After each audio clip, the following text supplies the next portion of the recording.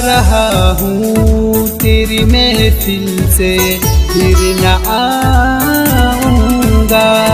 जा रहा हूँ तेरी महफिल से फिर न आऊँगा।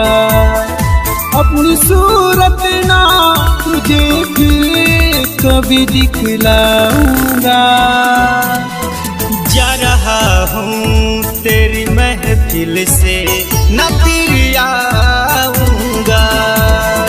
जा रहा हूँ तेरी महफिल से फिर न आऊँगा।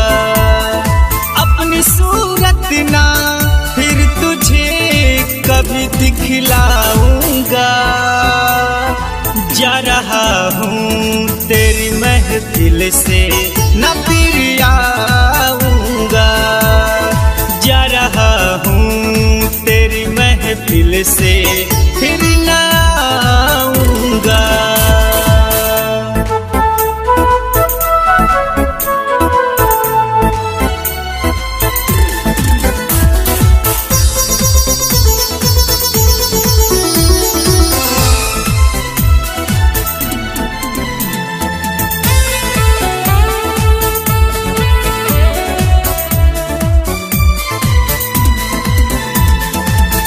चेहरा को मैं बसाया अपनी आँखों में।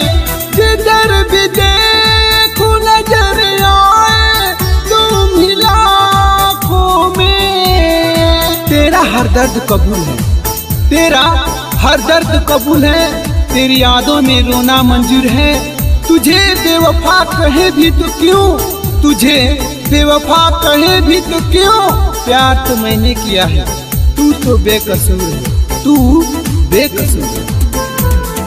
तेरा चेहरा को मैं बसाया अपनी आँखों में। जिधर भी देखूं नजर आए तुम ही लाखों में। जिधर भी देखूं नजर आए तुम ही लाखों में। तुझे खुशियाँ मिले रब से मैं बस दुआ करूँगा।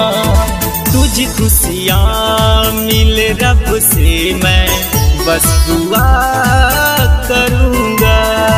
अपनी सूरत ना तुझे फिर कभी दिखलाऊँगा। जा रहा हूँ तेरी महफिल से न फिर आऊँगा। जा रहा हूँ तेरी महफिल से फिर न आऊँगा।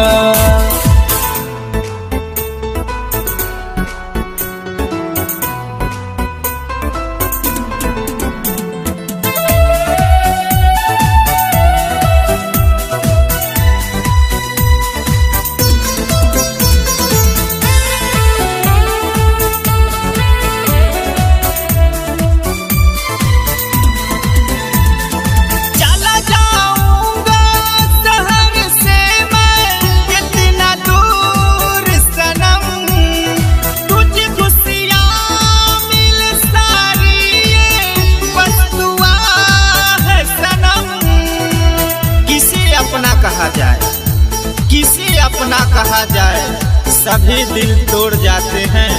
सजा कर दिल की महफिल को, सजा कर दिल की महफिल को अकेला छोड़ जाते हैं, बस दिल तोड़ जाते हैं।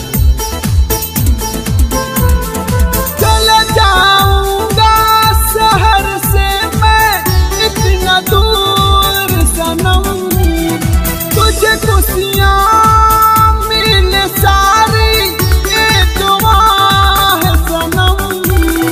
तुझे खुशियाँ मिले सारी ये दुआ है सनम।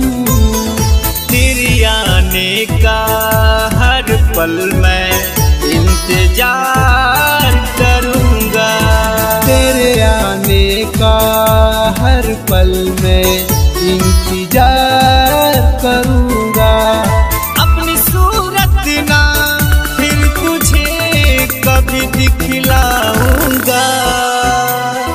जा रहा हूँ तेरी महफिल से फिर न आ